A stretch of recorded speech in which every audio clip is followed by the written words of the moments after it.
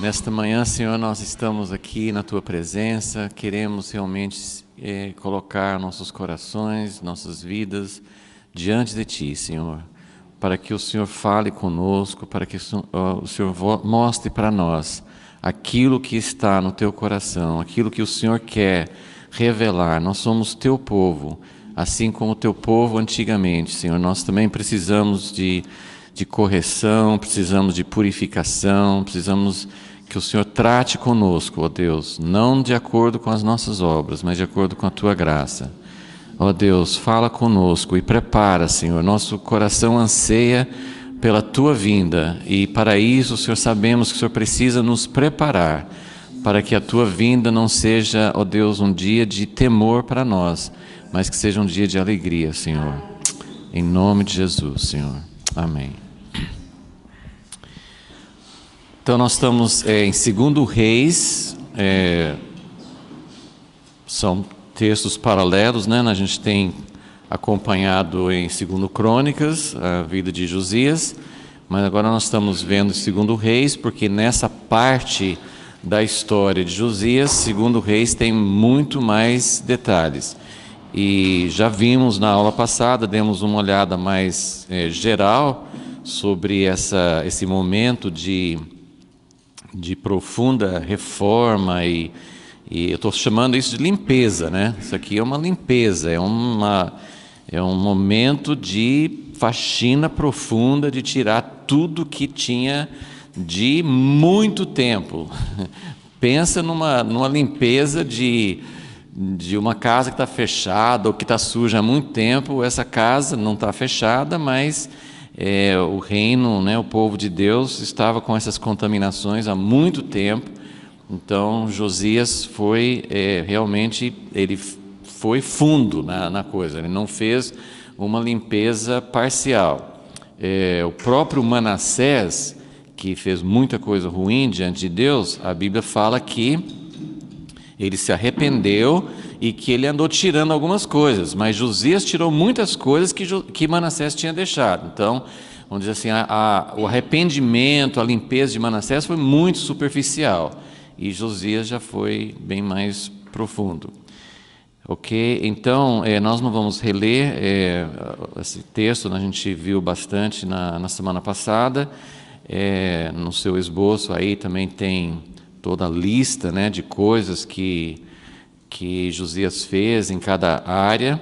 Só lembrando, assim, uma das coisas que a gente pode lembrar é que ele começa, se a gente colocasse uns círculos concêntricos, ele começa no centro, né, que é a casa de Deus, o templo, né? Então, ele começa no templo, no versículo 4, né, 23, 4, ele manda tirar as coisas do templo, né? Então, nós temos limpeza do templo, aí vai falar várias coisas sobre o templo. O templo é a casa de Deus. A casa de Deus, na nova aliança, não é mais um edifício material, não é uma construção. Então, quando ele fala sobre limpeza, para a gente aplicar isso no tempo de hoje, nós não temos uma casa material para limpar. Nós temos que pensar na purificação da casa de Deus, que é a igreja. Então, ele mexe na limpeza do templo. No esboço a gente colocou 3 itens: utensílios, que são as coisas que eram usadas no templo. Utensílios, né, podem se referir a pessoas mesmo, se a casa é feita de pessoas. Os instrumentos, aquilo que você usa para servir ao Senhor, também são pessoas, são dons, são as coisas que nós fazemos. Tem os ídolos, os símbolos, e tem os espaços dedicados à casa do Senhor. Então, práticas, coisas assim, não só o templo em si, mas tinha outros cômodos, outras áreas do templo que também faziam parte. Então, são vários aspectos da casa de Deus. A casa de Deus tem a ver com adoração, a casa de Deus tem a ver com o nosso serviço a Deus. Então, tem muita coisa que tem a ver com nossas atividades de servir ao Senhor, de adorar ao Senhor, de desenvolver a nossa vida na presença do Senhor. E depois também tem o aspecto do sacerdócio. O sacerdócio são as pessoas que atuam dentro da casa de Deus. Ele fala no versículo 5 que ele destituiu os sacerdotes que os reis de Judá estabeleceram para queimarem incenso. Não sei se vocês lembram, mas Jeroboão, ele colocou gente que nem era da linhagem, nem era preparado. Hoje também nós não temos uma linhagem biológica para ser sacerdotes, né? E na verdade todos nós somos chamados para ser sacerdotes. Mas a ideia de ter uma linhagem separada no Velho Testamento tem a ver com chamamento, com dedicação. Deus não quer, a gente pode falar assim e ser entendido de maneira errada, mas Deus não quer qualquer pessoa para ser sacerdote. Isso não significa que Deus tem acepção de pessoas. Deus quer qualquer pessoa, né? Até nós, Ele quer a gente para ser sacerdote, mas Ele não quer qualquer pessoa no sentido de uma pessoa que não está preparada, que não se dedicou, que não se separou para o serviço do Senhor.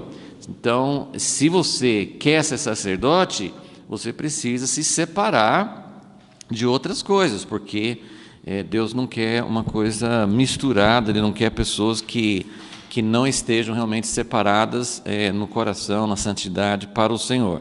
Então, todas as pessoas que, ou por não ser da linhagem, ou mesmo sendo da linhagem, que tinham se contaminado, então tem vários estágios. Tinha pessoas que foram destituídas, versículo 5. Depois, no versículo 9, ele fala assim, que ele pegou alguns sacerdotes que estavam servindo nos altos. Os altos eram serviços, práticas idólatras. Então ele pegou alguns sacerdotes que estavam deixando de servir ao Senhor, estavam praticando cultos idólatras. Ele trouxe esses sacerdotes de volta. Supõe-se que eles tenham se arrependido, pelo menos assim, ali com Josias não tinha negócio assim, você quer parar ou não quer parar? Não, é um negócio assim, você não só vai parar, mas eu vou destruir o lugar onde você estava servindo, então não vai ter opção mais. Ele destruía os altares, destruía os símbolos, o alto, né? Como é que ele destruía o alto, né? Ele não trazia trator para destruir, para arrasar o alto, né? Mas ele tirava tudo que fazia parte daquela prática idólatra. Então não tinha como utilizar aquele alto mais como lugar idólatra. Então ele trouxe esses sacerdotes de volta, mas eles não podiam servir, eles podiam compartilhar, receber os alimentos separados, doados pelo povo de Deus, mas eles não podiam servir como antes. Ok? Então, versículo 9, os sacerdotes dos altos não podiam mais sacrificar sobre o altar do Senhor. Então ele trouxe de volta, mas eles ficavam destituídos de suas funções, né? Isso a gente vê em Ezequiel também, quando Deus fala sobre os sacerdotes que não tinham sido fiéis. Então ele não permite que eles voltem. Na nova aliança, a gente sempre tenta fazer uma aplicação. Na nova aliança, nós vemos uma abertura maior para arrependimento. Deus pode recuperar, Deus pode restaurar as pessoas, até mesmo os seus ministérios. Mas existem situações em que pessoas que estavam no ministério e se contaminavam com o mundo, com imoralidade, com coisas que desagradam a Deus, tem situações onde essas pessoas não voltam a exercer ministério como antes. Então isso pode acontecer, né? É claro que o caminho de Deus é muito aberto para a restauração. Eu creio muito na restauração. É possível pessoas, mesmo que caíram em pecado, ser restaurados, mas não é um processo assim, eu me arrependi, amanhã já estou fazendo como antes. E a gente tem visto isso, né? Tenho visto pessoas de projeção, né, conhecidos no público, que são flagrados, de alguma maneira, vem à tona o seu pecado e fazem um conserto mais ou menos, depois voltam né? Eu não vou citar nomes, mas tem nomes que são até conhecidos no mundo cristão, que voltaram, mas não voltaram com profundo arrependimento. E você percebe que não tem mais unção, não tem mais aprovação de Deus. Então, não é que as pessoas não possam ser restauradas, mas precisa ter um profundo arrependimento, e isso muitas vezes leva algum tempo, né? Então, essas coisas, Deus trata profundamente as pessoas que hoje todos nós podemos ser sacerdotes, mas até hoje existem as pessoas que são separados para a obra de Deus, que ministram na casa de Deus, e isso, claro, que traz uma responsabilidade maior. Então, tudo começa, então, só recapitulando, que essa semana passada a gente foi meio rápido, só para dar uma visão geral de tudo que Josias fez, mas só enfatizando esse aspecto de que ele começou na casa de Deus, como fala em 1 Pedro 4, né? É hora do juízo começar na casa de Deus. Então, ele começou na casa de Deus, e isso tem uma aplicação muito clara, né, na Bíblia inteira, que Deus primeiro trata com sua igreja, depois ele trata com o mundo. Então, se nós estamos orando pela volta, assim, esperando e orando para que Jesus volte, que o reino de Deus venha, que Deus traga uma solução, quando você ora para Deus tratar com o governo do Brasil, com a corrupção no governo, aí você deve entender que Deus está fazendo, você quer que Deus trate com o país, com o mundo, com a sociedade? Então você sabe que eu vou lidar com a minha igreja primeiro, porque eu não vou começar meu trabalho de limpeza no mundo, vou começar meu trabalho de limpeza na igreja, ok? Então é aquela história, assim, alguém falou assim, muita gente pede humildade, né? Deus, eu quero ser humilde. Você quer ser humilde mesmo, né? Então, eu tenho alguns métodos que ajudam você a ficar humilde, né? Deus, o que você está fazendo? Mas você não pediu para ser humilde? Então, é mais ou menos assim. Deus, cuida do Brasil, o Brasil está um horror, está uma situação terrível.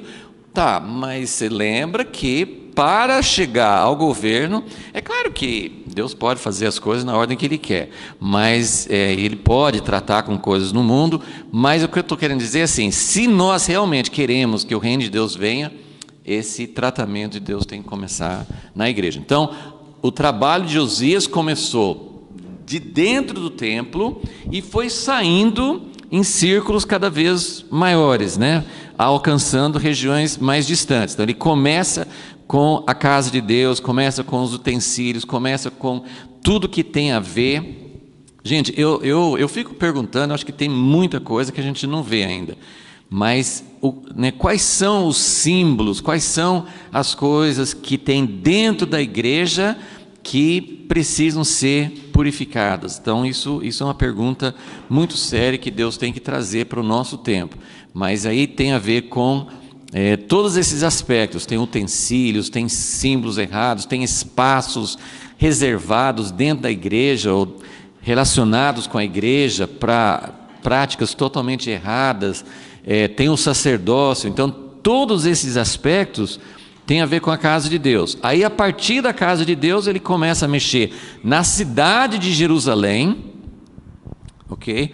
Então, né, se você for fazer um diagrama assim, né, assim você pode colocar templo no centro, aí você tem a casa, a cidade de Jerusalém, a cidade toda de Jerusalém, depois você pega Judá, que é a região propriamente onde Josias era rei, e depois ele foi para onde ele não era rei, que era aquelas 10 tribos, ele foi para lá também e foi fazendo limpeza, então, né, cada vez mais distante, mas ele foi fazendo uma limpeza progressiva em todas essas áreas. E a gente pode aplicar isso para, né, aquilo que tem a ver com o culto, a adoração a Deus, tudo que tem a ver com a casa de Deus, mas Deus não quer só purificar a nossa adoração, o nosso evangelho, os ministros que servem na casa de Deus. Deus quer fazer tudo isso, é o ponto de partida, mas Ele quer mexer na nossa vida, entre aspas, secular,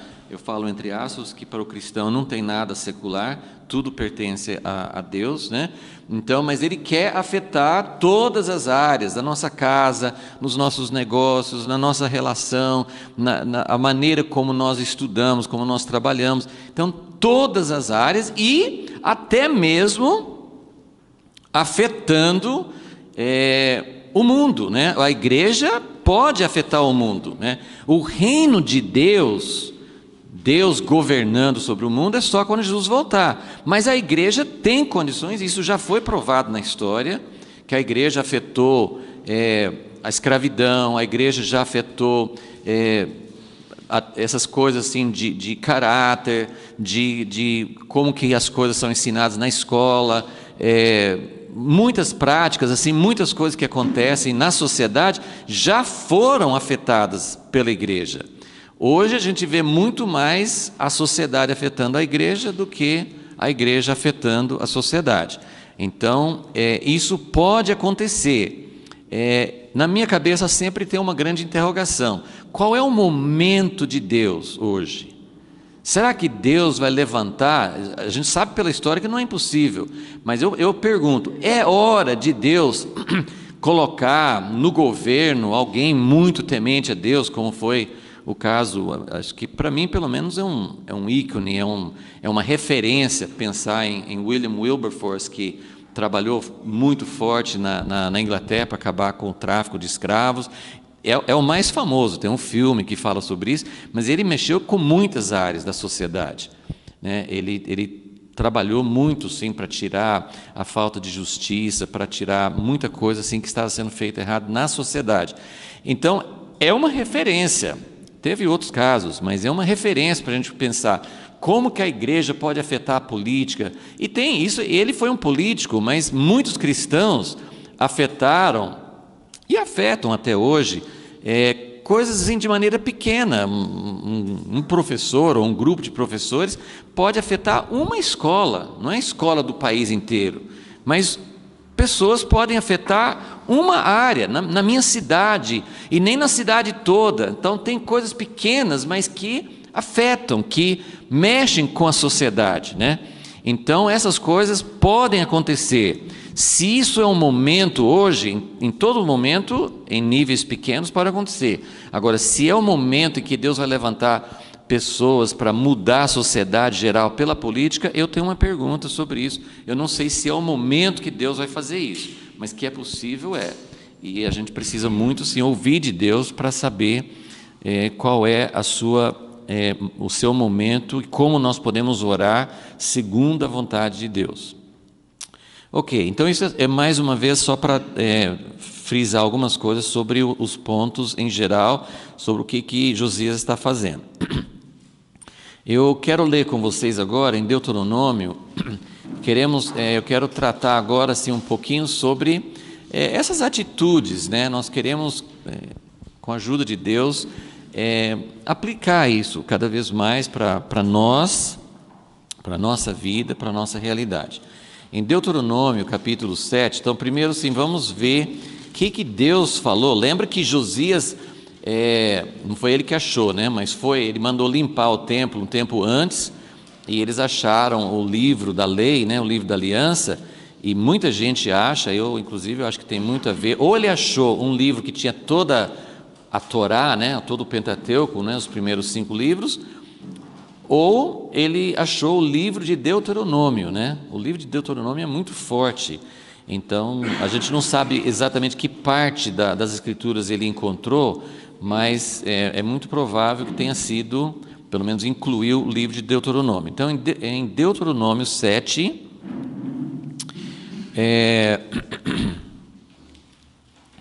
versículo 22, o Senhor teu Deus lançará fora essas nações pouco a pouco de diante de ti. Não poderás destruí-las todas de uma só vez, para que as feras do campo não se multipliquem contra ti. Versículo 25.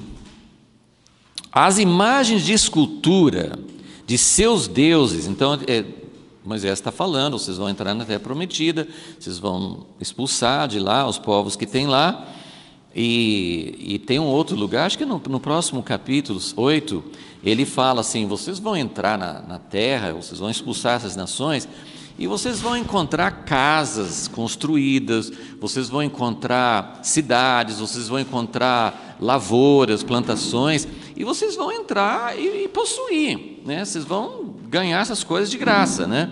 Só que tem uma coisa: vocês podem aproveitar a casa, vocês podem aproveitar as lavouras, os pomares, mas tem uma coisa que vocês não vão fazer uso: os seus deuses, né? Os seus ídolos.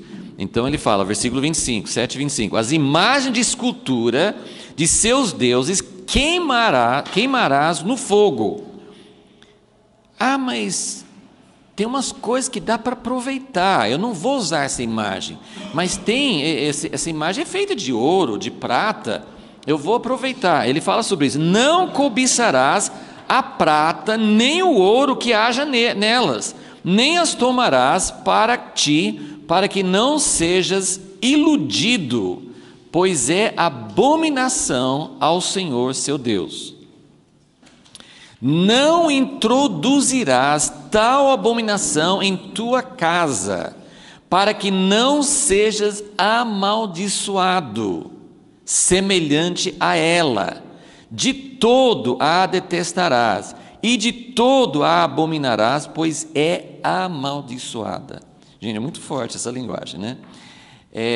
E Deus, então assim, eu queria falar um pouquinho sobre essa atitude. Nós, como cristãos, nós temos muita dificuldade, é um assunto, se for ver assim, bem vasto, na Bíblia fala muito sobre isso. Até que ponto, até que ponto não, qual é a nossa relação com o mundo? Qual é a nossa relação com as pessoas que estão à nossa volta, com a sociedade, com as coisas, com o pensamento? Então, eu sempre falo que a gente faz tudo ao contrário, né? Quando a gente quer subir, Deus fala assim: desça, né? Quando a gente desce, Deus fala assim: não, sobe. Parece que é bem ao contrário, né? Quando a gente fala assim: não, essa parte dá para aproveitar, Deus fala assim: não, joga fora. Quando a gente, agora mexe muito assim, principalmente com os evangélicos, né? Quando a gente fala assim: não, eu me converti e agora eu não tenho mais nada com as coisas do mundo, né? E o que é coisa do mundo, né? Geralmente coisa que tem a ver com o catolicismo. Aqui no Brasil, assim, pelo menos na nossa tradição, né? Como a maior parte do país sempre foi católico, então para a igreja evangélica eu me converti, então eu me livro, né? E às vezes os líderes da igreja assim: você se converteu, então faça uma faxina, pega todos os símbolos aí de idolatria, de não sei o que e tal. Gente, se fosse fácil assim, se livrar de idolatria, seria até bom, seria ótimo se a gente pudesse assim: não, é isso que o senhor não gosta? A abominação que está falando aqui é um quadro. Eu conheci uma família, há muito tempo atrás, que eles pegaram uma enciclopédia que tinha, vai lá estudar sobre, sei lá, os bizantinos, sobre história. Eles pegaram uma tesoura e cortavam fora todas as figuras que tinha de uma igreja, de uma imagem, qualquer coisa assim, cortavam fora, porque eu não posso ter abominação na minha casa. Tudo bem, acho que Deus aceita a intenção do coração, mas a questão é que você não tira a idolatria disso, e na verdade não é bem essa que é a idolatria, ok?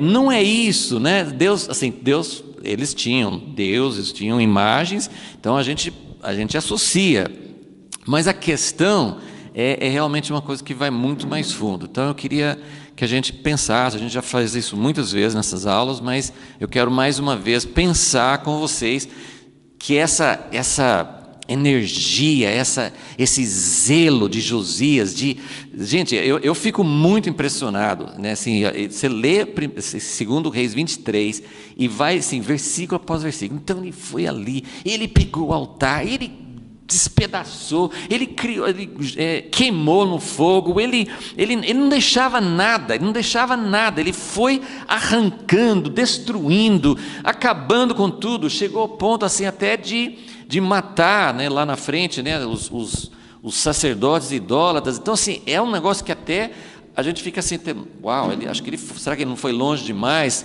Né? Na nossa civilização de hoje, a gente pensa muito sobre, assim, né, claro que a gente não vai sair matando, né, pessoas, né, senão, assim, acho que até a gente teria que estar entre as pessoas, né, que precisariam ser mortas, né? Mas, assim, como que é isso? Como que é isso? Então, eu vou ler alguns textos.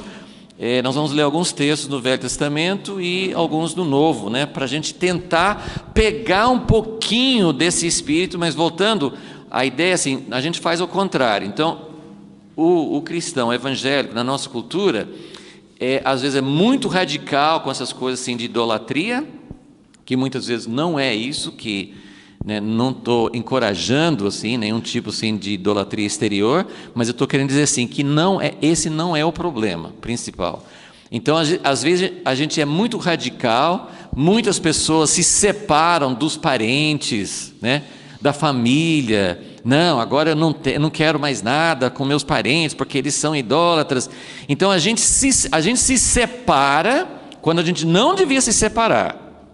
E a gente se une quando não devia se unir. Então, pensa um pouquinho no que você faz e faz o contrário, né? Que geralmente vai dar certo, né? É mais ou menos o contrário do que a gente faz. Mas vamos pensar então sobre essa atitude de Deus. Porque Deus foi, não vamos ler todos os textos, tem muita coisa, quando você faz sua leitura do Velho Testamento, você vai encontrar muitos textos que falam sobre isso, né? Deus proibia casar com as pessoas dessas outras nações. Deus era muito rigoroso. Só enquanto nós estamos aqui, o capítulo 12 de Deuteronômio, vamos ler os primeiros 3 versículos, que ele também fala sobre isso.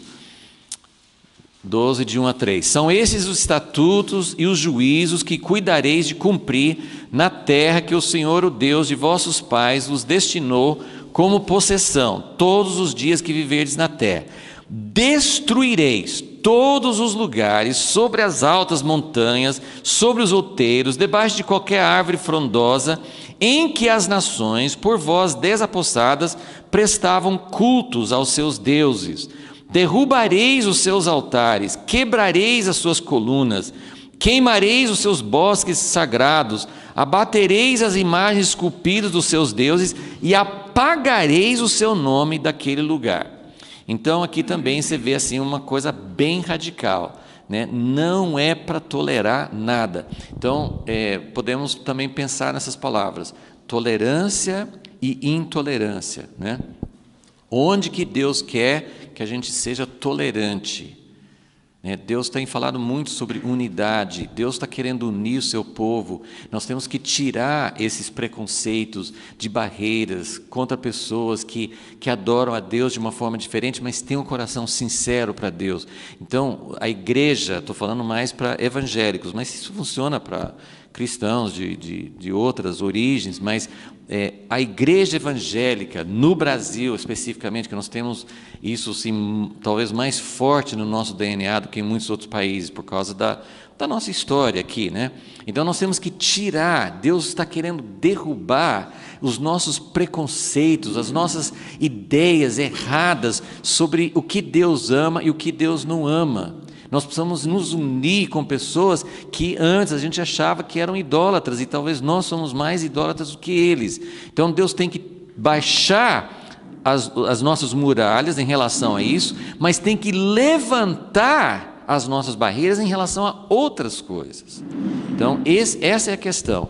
E eu não vou repetir, a gente já falou semana passada sobre essas 3 áreas, né, da idolatria moderna, que é poder, né? Deus o Deus, eu vi essa relação, acho que tem muito a ver, né? Eu vi de um rabino não messiânico, né, falando sobre a sociedade moderna, e ele colocou assim que a sociedade moderna está se tornando pagã outra vez, né? Porque muitos países, né, no mundo ocidental, Europa, as Américas, né, nós temos uma história de influências fortes cristãs, que vêm do governo, da sociedade, mas isso está mudando muito rapidamente. Em alguns lugares já foi muito longe, outros está tá indo assim com um pouquinho mais atrasado em relação à Europa, por exemplo. Os países da Europa são muito, assim, as igrejas não tem ninguém quase, a sociedade em geral não tem mais os valores cristãos. Mas isso, assim, mesmo naqueles que se chamam cristãos, que tem Estados Unidos, Brasil, as Américas, assim, nós ainda temos mais, aparentemente nós somos mais cristãos ainda, né? Tem uma porcentagem maior da sociedade que se considera cristã. Mas em termos de valores reais, isso está mudando.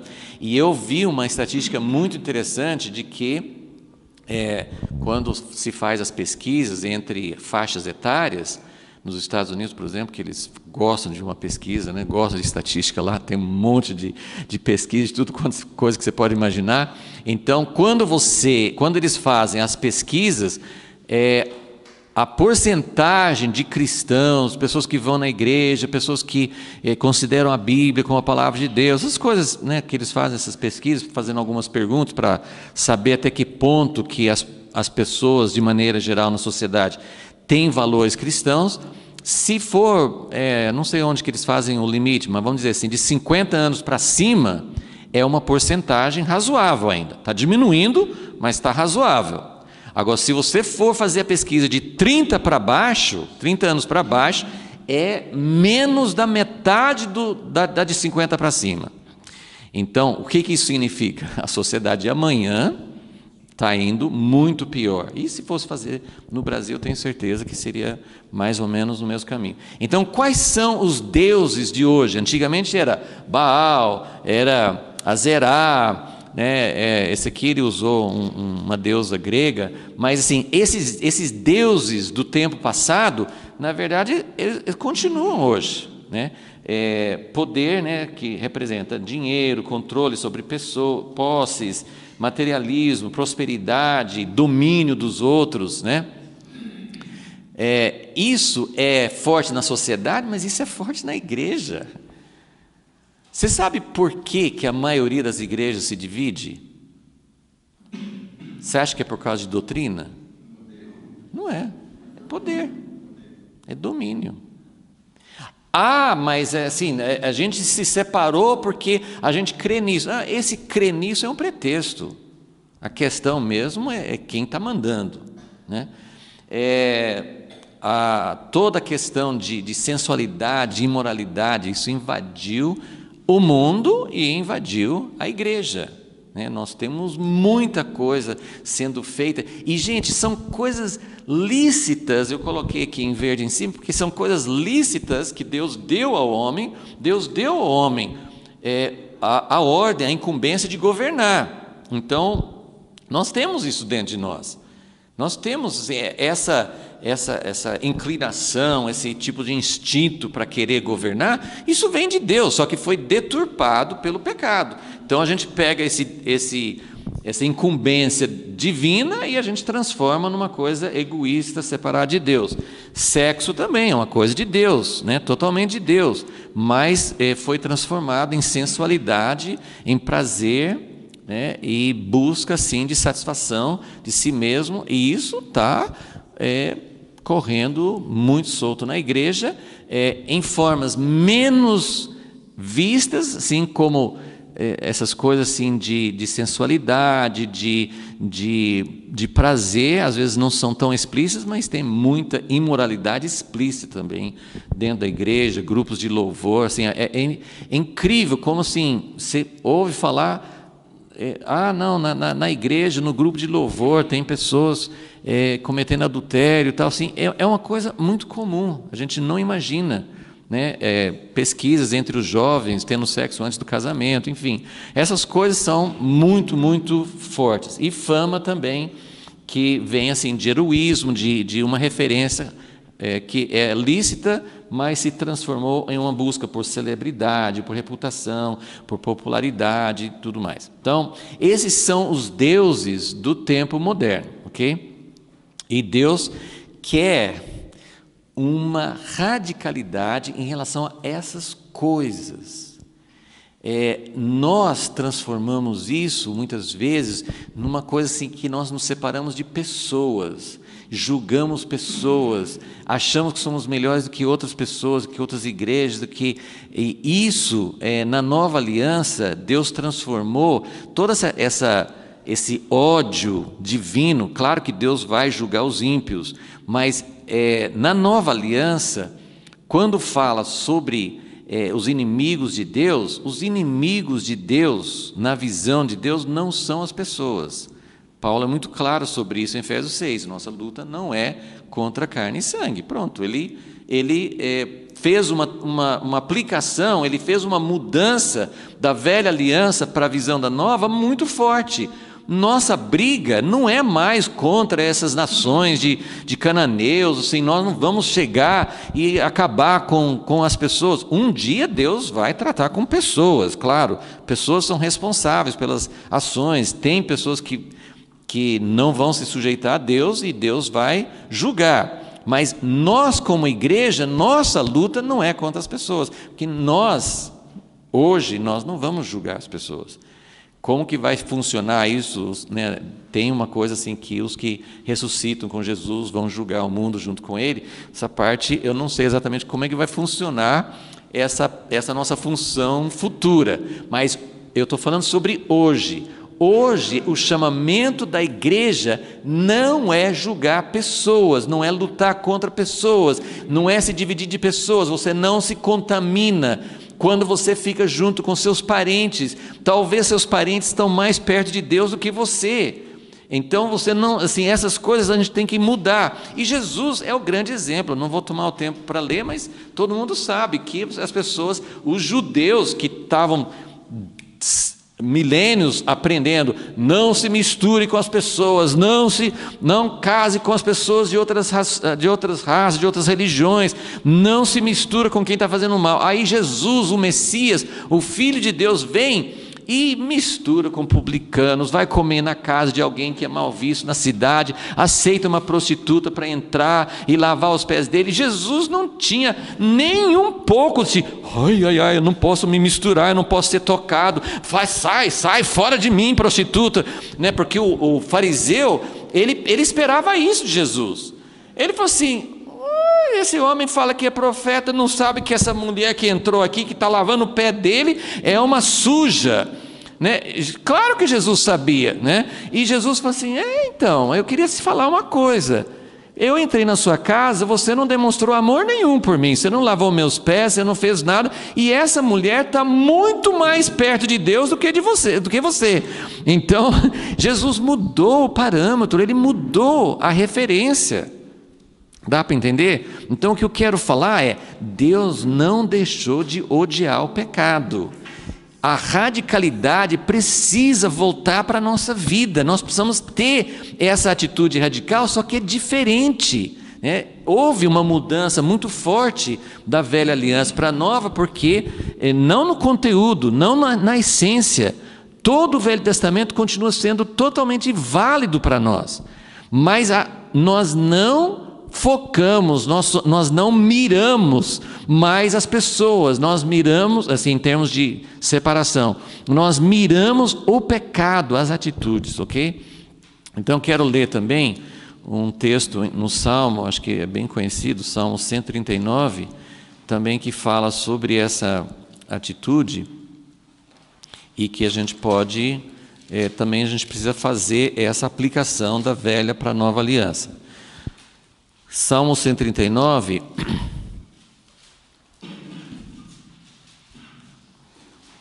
vocês devem saber, os salmos são maravilhosos, né?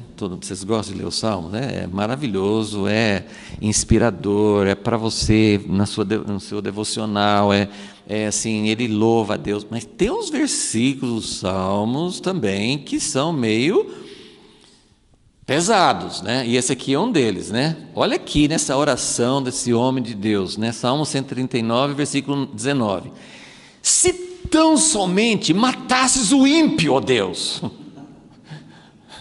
Eu nem vou pegar, assim, tem um versículo que fala assim: Deus, acaba com os ímpios e com as criancinhas dos ímpios também, né? Tem uns versículos. Deus, peraí, calma, deixa eu entender isso. Então, mas naquele tempo era assim que eles entendiam, né? Era uma coisa coletiva. E o próprio Deus julgava o chefe de família e ia toda a família junto com ele, né? Várias vezes. E isso, lógico, isso mostra um princípio de Deus, que os pais são responsáveis pela família, os pais podem levar os filhos e a família toda para um caminho errado. Tem muitos princípios de Deus. Só que, como eu estou falando, assim, Deus fez uma mudança no sentido assim, lembra, no final, eu não estou falando que Deus não julga pessoas, mas eu estou dizendo que na nova aliança nós temos que transformar, nós temos que aplicar isso, porque nós não estamos, Paulo falou, nós não estamos mais lutando contra carne e sangue. Então, hoje eu não vou pedir, e olha lá, até nessa conferência que eu estive, né, mês passado, isso foi tratado assim diretamente, como que é a atitude da igreja hoje em relação aos árabes, em relação aos muçulmanos. E foi falado assim tão forte que se levantou uma pessoa na reunião e pediu perdão, falou assim, Deus, eu tenho tido essa atitude, mate, acabe com os muçulmanos, porque eles são inimigos da tua causa. Aqueles palestinos que ficam invadindo e ficam atacando o povo de Israel, acabe com eles. É essa a oração que nós vamos fazer hoje? Não, porque Jesus quer alcançar. Deus vai cuidar. Essa parte de juízo, lembra que outro texto que fala em Romanos, fala assim, a vingança é minha. Agora você pega e seja bondoso com seus inimigos. Aí a parte do juízo final, isso cabe a Deus, porque Deus vai fazer certo. Deus é o único que vai saber exatamente o que fazer e o que não fazer com os inimigos. A gente não sabe. Nosso coração é muito errado. Eu falo assim, né, que a gente é treinado nos filmes, né, assim, acabe com os bandidos, né? Morre um bandido, assim, né? Então assim, né, assim, a gente tem esse tipo assim de atitude, né? Então nós fazemos isso. Eu não estou falando que é errado, Deus vai fazer justiça, Deus colocou políticos, né, Deus permitiu que alguns políticos corruptos estão na cadeia hoje, mas essa não é nossa oração. Eu não oro para que ele apodreça na prisão, eu oro para que Deus tenha misericórdia dele. Agora, Deus vai agindo, Deus vai fazendo, e nós sabemos que a justiça não está sendo feita, concorda comigo? Tem alguns na cadeia, mas tem alguns que estão fora da cadeia. Então, isso foi Deus. Deus está governando todas as coisas, Ele sabe, Ele coloca as pessoas no governo, Ele tira pessoas do governo.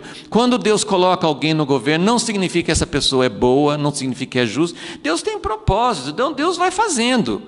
Mas o meu papel, o papel da igreja, vocês estão entendendo o que eu quero dizer? O meu papel como igreja é, sim, Deus purifica o país, Deus nos livra da corrupção, Deus faça alguma coisa para que as pessoas comecem a ter mais temor de Ti. Isso sim, eu oro para isso. Mas a minha oração não é Deus mate o ímpio. Dá para entender? Isso não é a oração de uma pessoa que está buscando o reino de Deus. Deus vai fazer isso, mas Ele sabe como fazer com justiça. Eu não sei. A minha oração, ela pode trazer efeitos ruins para mim mesmo. Porque se eu oro com ódio no meu coração, Deus não vai ouvir, Deus não vai fazer o que eu estou pedindo, mas vai fazer mal para mim. O ódio no meu coração vai fazer mal para mim. Então, se tão somente matasses o íntimo, ó Deus, apartai-vos de mim, homens de sangue. Eles falam contra ti com intenção maligna. Os teus inimigos tomam o teu nome em vão. Não odeio eu, ó Senhor, e abomino aqueles que se levantam contra ti. Odeio-os com ódio completo. Acho que tem uma versão que fala perfeito, né? Como é que tem ódio perfeito? Não, tem ódio perfeito. É isso que eu quero falar. Assim, eu quero que a gente comece a buscar isso. Tem o ódio perfeito. O ódio perfeito é contra as abominações. Porque a Bíblia diz que Deus não tem prazer na morte do ímpio. Deus vai fazer justiça, mas Deus não tem prazer. Ele não olha para os bandidos e fala assim, mais um acabou. Ele quer que as pessoas, ele dá tempo para a pessoa, ele faz advertências, ele permite que pessoas boas sejam perseguidas, porque ele quer purificar. O objetivo de Deus, até o juízo final, o objetivo de Deus com disciplina é sempre redentor. Deus está buscando redimir a humanidade, Deus está buscando trazer as pessoas, que as pessoas possam cair em si. Um exemplo muito bom disso é a atitude de Paulo. Lembra, 1 Coríntios, tinha um cara lá que cometeu um pecado terrível, né? Moral. E Paulo falou com a igreja em Corinto, como é que vocês estão aceitando isso tudo normal? Não, vocês têm que tomar atitude. E ele falou um negócio muito pesado, que eu não vejo gente fazendo na igreja hoje, e é bom porque acho que nós não estamos preparados para isso. Mas ele falou assim, entregue essa pessoa. Aliás, ele falou assim, como vocês não estão fazendo, eu vou fazer para vocês, né?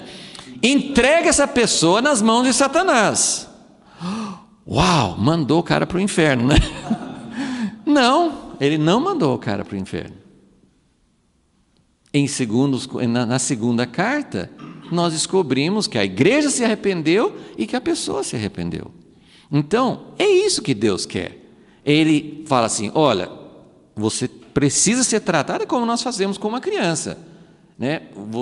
A criança atravessou a rua sem olhar, sem prestar atenção, que ela pode morrer atravessando a rua na hora errada. O que o pai faz? Ele talvez ele vai advertir, ele vai explicar, mas se a criança não presta atenção, né, vai elevando o nível, né? Então, às vezes, assim, a criança tem que apanhar e chorar, ai, coitadinha da criança. Não, coitadinha da criança não, ela está sendo protegida de se matar, de ser morta. Então, é isso que Deus está querendo fazer. O objetivo de Deus é sempre que haja redenção. Então, aí vem essa oração que todos nós conhecemos no versículo 23. Sonda-me, ó Deus, e conhece o meu coração. É aqui que está o X da questão. Sonda-me, ó Deus, conhece o meu coração, prova-me, conhece os meus pensamentos. Por quê? Porque o ódio perfeito, ele tem que começar aqui. Eu tenho que ter um ódio perfeito, completo, contra as coisas contaminadas que estão dentro de mim. Eu tenho que ter ódio completo contra essas contaminações, essa idolatria que tem na sociedade, na igreja e dentro de nós. Nós temos que ver onde que tem cobiça, onde que tem desejos maus, onde que tem maus pensamentos, onde que eu estou agindo com coisas erradas, tá? Então nós precisamos realmente ter esse tipo de atitude, ok? Eu vou ter que citar algumas coisas que vocês conhecem bem, mas essa passagem que é bom a gente ler. João 2, vamos ver Jesus num momento muito especial. João capítulo 2,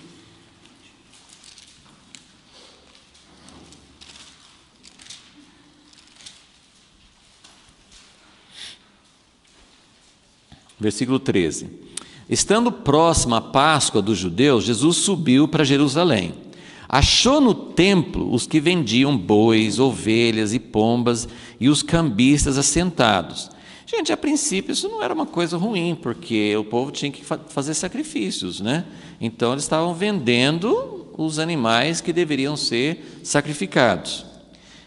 Aí o Jesus manso e amoroso e cheio assim de bondade, que nunca, né, falava uma palavra dura, ele fez um chicote. E eu falo de vez em quando assim que Deus, que inventou a filmagem muito antes da gente, ele com certeza filmou isso aqui, né? Essa é uma cena que não pelo que ele fez com as pessoas, mas eu queria ver esse filme porque devia ser uma cena assim, Jesus pegando um chicote e lançando a todos fora do templo, bem como os bois, as ovelhas, espalhou o dinheiro dos cambistas, derrubou as mesas. Jesus, o que ele está fazendo aqui, né? E disse aos que vendiam pombas: tirai daqui essas coisas, como ousais transformar a casa de meu pai em mercado? E seus discípulos lembraram-se de que está escrito: o zelo, o ciúme da tua casa me consumiu. Então, assim, ele tinha tanto zelo pela casa de Deus, que ele fez isso, né? Deu um prejuízo enorme para aqueles caras lá, mas era para assustar, para pensar e para que houvesse limpeza, tá?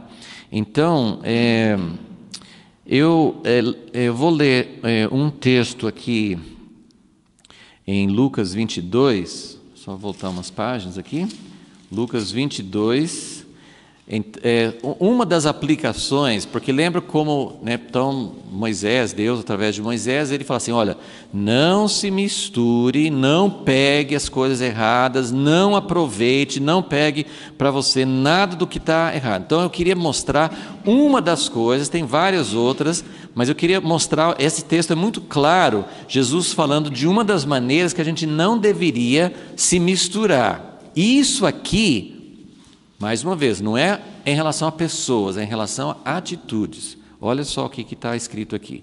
Lucas 22, versículo 24. Houve também entre eles, os discípulos, uma forte discussão. Assim, isso aconteceu várias vezes, tem mais de um lugar que algo semelhante aconteceu na vida de Jesus, mas essa hora, gente, quando Jesus estava prestes a ser morto, ele tinha acabado de participar da ceia com eles, e eles discutindo sobre qual deles seria maior. É uma coisa assim que, assim, Jesus estava sofrendo muito nesse momento, né? Ele falou assim: olha, eu vou enfrentar a cruz. Depois veio o Getsêmani, mas aqui ele já estava sentindo o peso, sentindo todo o sofrimento que ele ia enfrentar, e os amados dele, as pessoas que ele dedicou os 3 anos de discipulado com eles discutindo sobre quem seria maior, e ele já tinha tratado sobre isso com eles. E aí ele fala, né, qual deles parecia ser o maior. Versículo 25. Disse-lhe Jesus: os reis dos gentios dominam sobre eles, os que exercem autoridade sobre eles são chamados benfeitores, mas vós não sereis assim. Então, esse aqui é uma das passagens muito claras no Novo Testamento, em que Jesus está mostrando em que sentido que a gente não deve se misturar, em que sentido que nós não devemos adorar os deuses dos outros povos. O Deus, um dos grandes deuses, desde aquela época, assim, o tempo dos pagãos, eles eram muito primitivos. Não, isso aqui é muito mais forte do que nunca. Essas coisas, a humanidade não está melhorando, não está evoluindo. Nós temos os mesmos problemas. E ele falou assim: os gentios, eles exercem assim. Agora, a minha intenção não é criticar nem culpar ninguém. Eu só quero que a gente pense primeiro no geral e que depois isso chegue no nosso coração.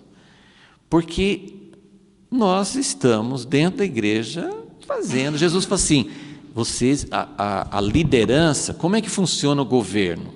Ele está preparando esses 12, Jesus sabia, esses 12 vão ser os 12 apóstolos, né? São eles que vão ser o alicerce da igreja. Jesus não começou a igreja, mas ele não começou oficialmente, mas ele começou com eles, e esse aqui, Jesus vai embora, e todo o trabalho dele está concentrado nesses homens.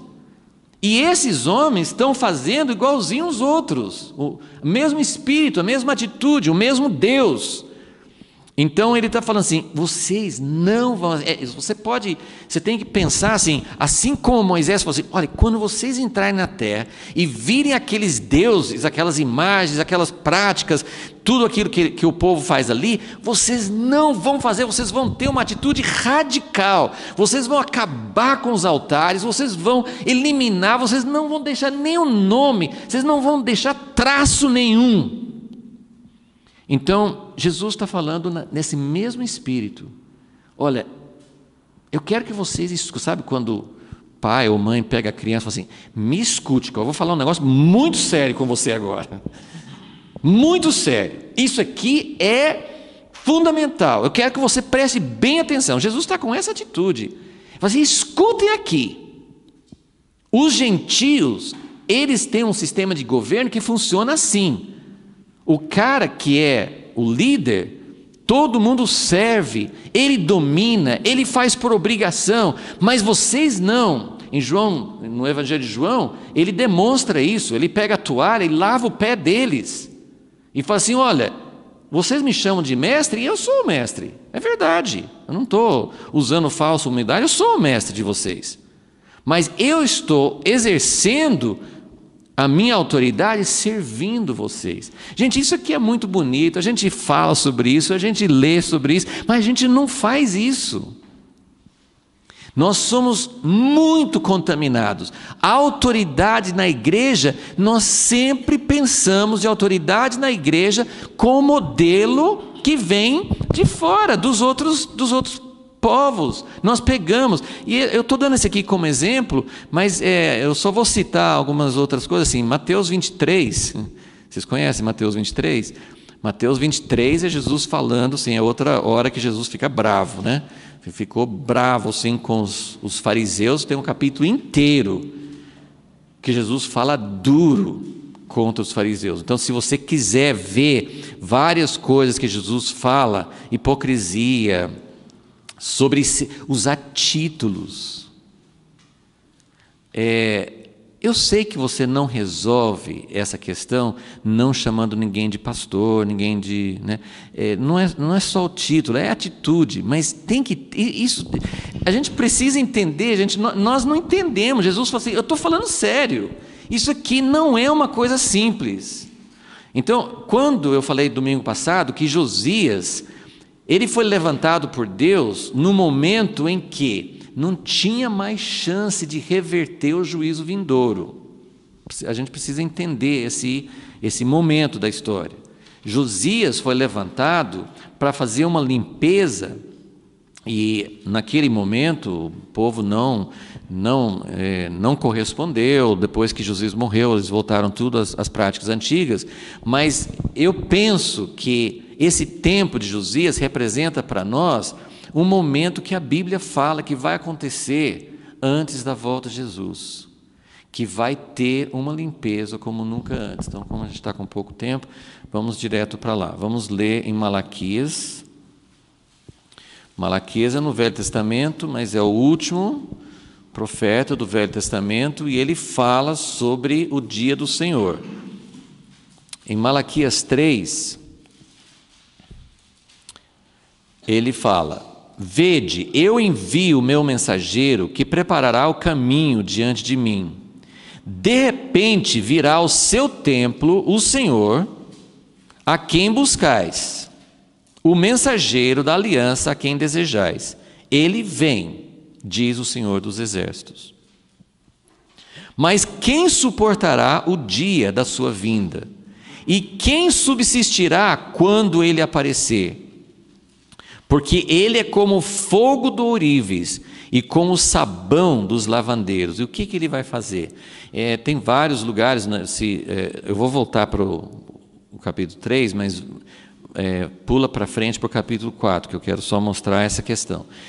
4, Malaquias 4, versículo 1, certamente aquele dia vem, arderá como fornalha, todos os soberbos, todos os que cometem impiedade serão como restolho, como palha, e o dia que está para vir os abrasará, diz o Senhor dos Exércitos, de sorte que não lhes deixará nem raiz nem ramo. Então nós temos muitas profecias que falam sobre o dia do Senhor como fogo.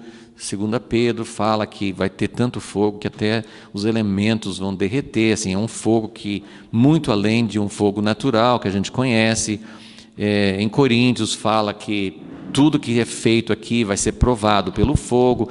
Então a gente tem muitas referências, né, ao dia do Senhor como fogo, e o fogo que vai queimar. Mas voltando para o capítulo 3, ele está falando sobre algo. Lembra que antes de Deus trazer fogo para o mundo, o que Deus vai fazer?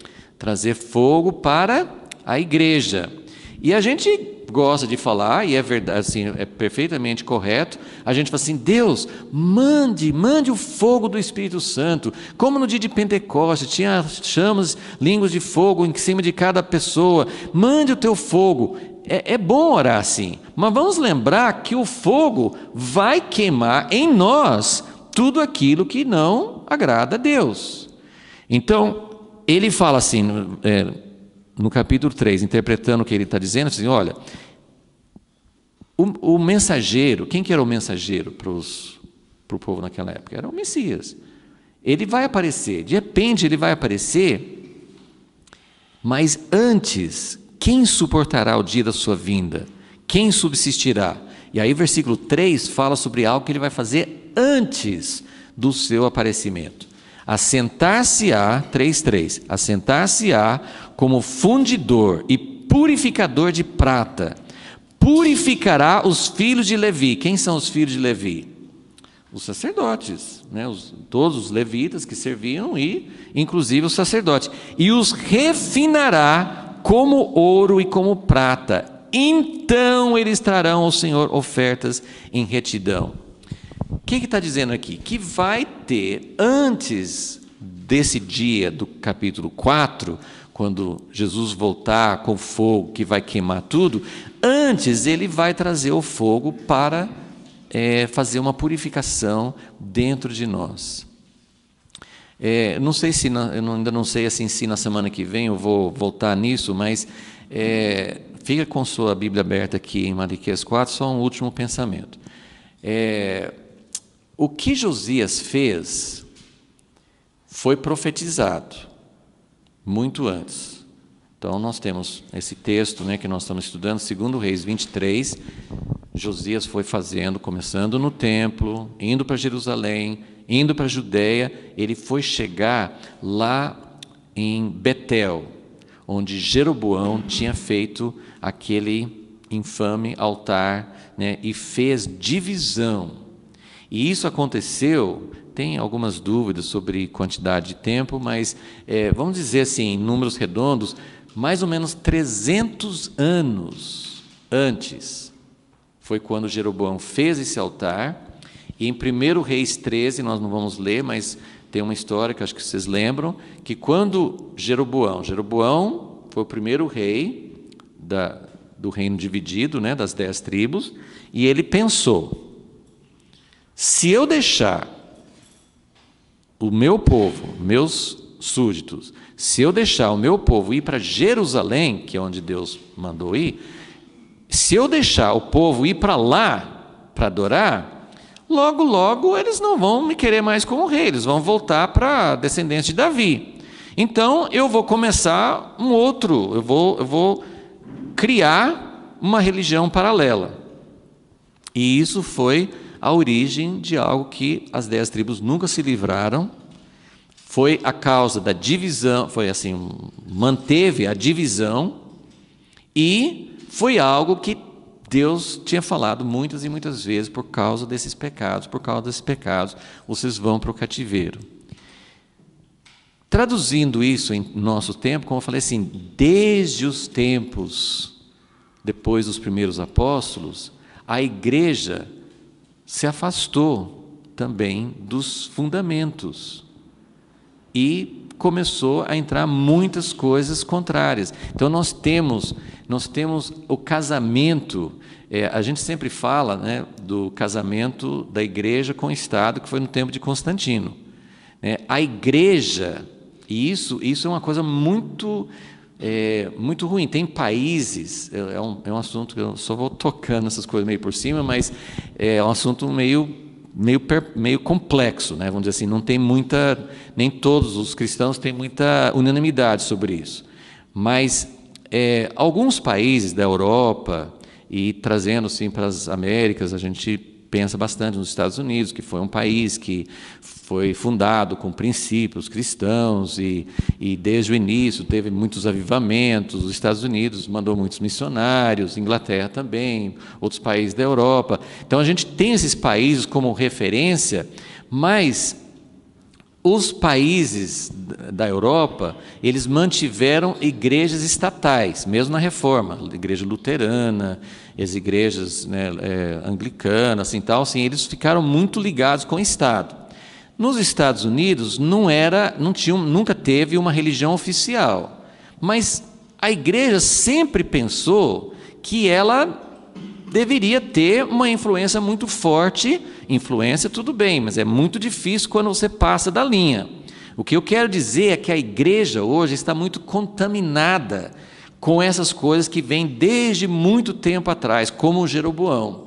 Tá? Então tem a ligação com o Estado, tem a ligação com filosofias humanistas, tem muita coisa que influenciou a teologia da igreja cristã. Então tem muita coisa que eu não posso entrar agora, mas eu só queria que vocês pensassem em quanta coisa ao longo desses séculos e milênios, quanta coisa que a igreja carrega de influências e legados errados que não fazem parte. E Jeroboão foi levantado, ele fez essa coisa errada. Josias foi levantado para derrubar essa coisa antiga. E no momento em que Jeroboão estava levantando esse altar, oferecendo coisas no altar, veio um profeta, 1 Reis 13, e falou: assim diz o Senhor, eu vou levantar um homem chamado Josias, deu o nome dele. Eu vou levantar um homem chamado Josias, que vai derrubar esse altar e vai até queimar, para mostrar que ficou totalmente profanado, ele vai queimar ossos dos sacerdotes em cima desse altar. E para provar isso, o altar vai rachar agora. E aconteceu. E aí Jeroboão quis assim: pega esse homem, mate, estendeu o braço ficou paralisado. Então foi assim uma manifestação muito forte, né, do poder de Deus. Agora volte para Malaquias. Eu estava pensando hoje assim: Deus, o Senhor profetizou naquele tempo, logo que estava começando essa raiz maligna que afetou as 10 tribos durante toda a sua história. O Senhor levantou um profeta para dizer que o Senhor ia levantar alguém para desfazer o que ele estava fazendo. Será que o Senhor não tem uma profecia, não tem uma promessa para nós? E aí eu lembrei desse aqui, Malaquias 4, versículo 4. Lembrai-vos da lei de Moisés, meu servo, qual lhe mandei em Horebe para todo Israel, estatutos e juízos. Vede, eu vos enviarei o profeta Elias, antes que venha o dia grande e terrível do Senhor. Ele converterá o coração dos pais aos filhos, o coração dos filhos aos pais, para que eu não venha e fira a terra com maldição. Então Deus deu uma promessa aqui.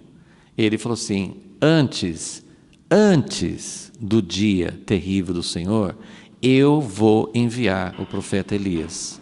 Aí tem muita discussão hoje se é uma pessoa, né? O Apocalipse fala de 2 testemunhas, então muita gente acha que são 2 pessoas, né?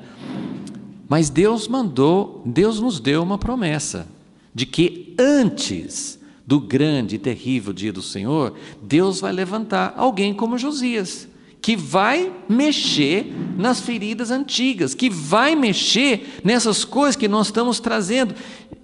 Isso nos causa espanto, isso causa temor? Não, isso nos causa alegria. Deus vai nos limpar dessas coisas que estão nos afetando há tanto tempo e que na verdade a gente não sabe nem direito como fazer. Eu fui criado, meu pai era tipo um profeta assim, né, que falava coisas pesadas assim. Eu fui criado com essa mensagem: Deus vai levantar alguém, Deus vai purificar a igreja está fora. Ele falava coisas que na época muita gente não queria ouvir, mas ele sempre falava: Deus vai purificar a igreja, Deus vai preparar uma igreja gloriosa para a sua vinda. Então, vem coisas, né? Vem juízo, vem os últimos tempos, Deus vai ter que julgar a sociedade, Deus vai ter que julgar a igreja, mas antes Ele vai mandar alguém, ou que seja duas pessoas, ou que seja um grupo profético, de alguma maneira, né? Nós temos um nome, no sentido assim, um ministério com as características do profeta Elias, que vai realmente apontar, que vai fazer como Josias, não vai só falar assim, isso é errado. Ele vai mostrar como é que quebra as imagens, como é que destrói os altares, como é que faz a purificação, e vai fazer isso sem ser, nós já vimos isso muitas vezes no passado, com muita mistura, com muita, errando o alvo, sabe assim, já viram falar de fogo amigo nas guerras, né? Que às vezes um soldado, ou mais de um soldado, é morto por um soldado do mesmo exército, por engano. E tem muito fogo amigo na igreja hoje, tem muita gente destruindo, criticando. Não é esse tipo de coisa que eu estou falando, criando mais divisões. Nós estamos mirando de maneira errada. Nós temos que olhar, eu tenho que ter um ódio perfeito contra aquilo que Deus odeia. O que Deus odeia? Deus não odeia o pastor da minha igreja, o pastor da outra igreja, o homem que está... Deus não odeia essas pessoas. Deus não odeia nem os políticos corruptos, muito menos as pessoas que estão fazendo a obra de Deus de uma maneira, muitas vezes, sem entendimento. Então Deus não odeia, Deus ama.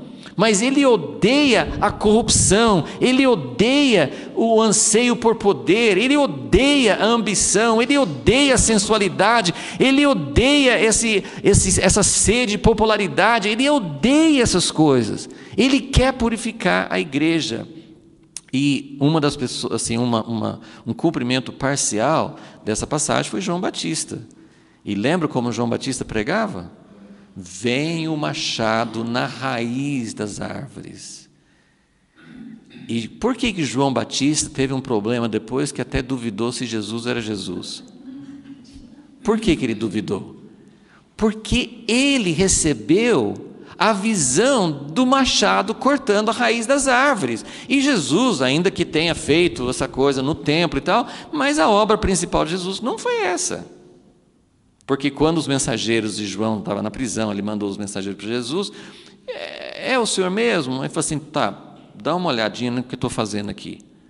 Curando os enfermos, os cegos, expulsando demônios. Então volte lá para ele e fala assim: o que você viu?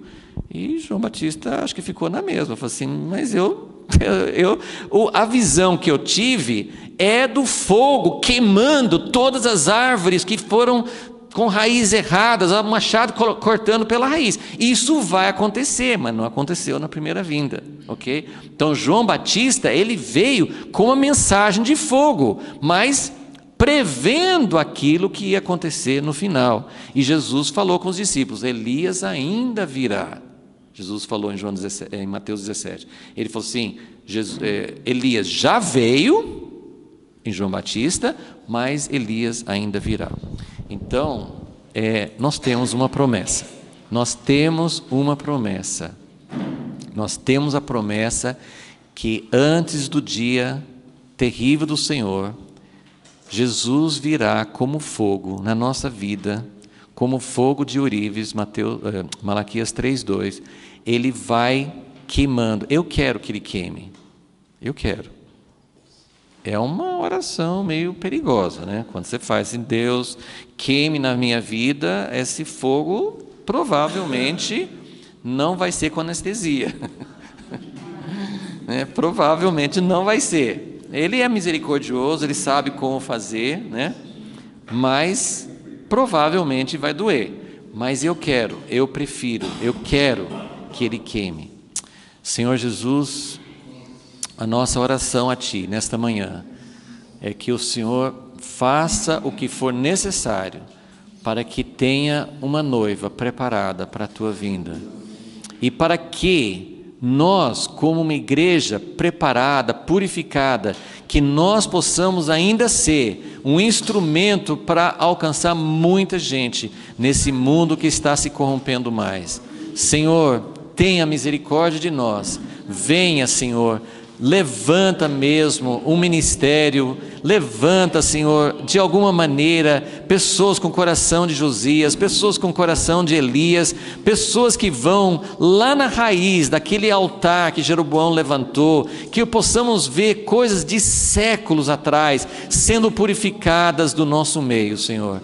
Nós oramos, Senhor, e clamamos a Ti, prepara as nossas vidas, nós pedimos em nome de Jesus. Amém.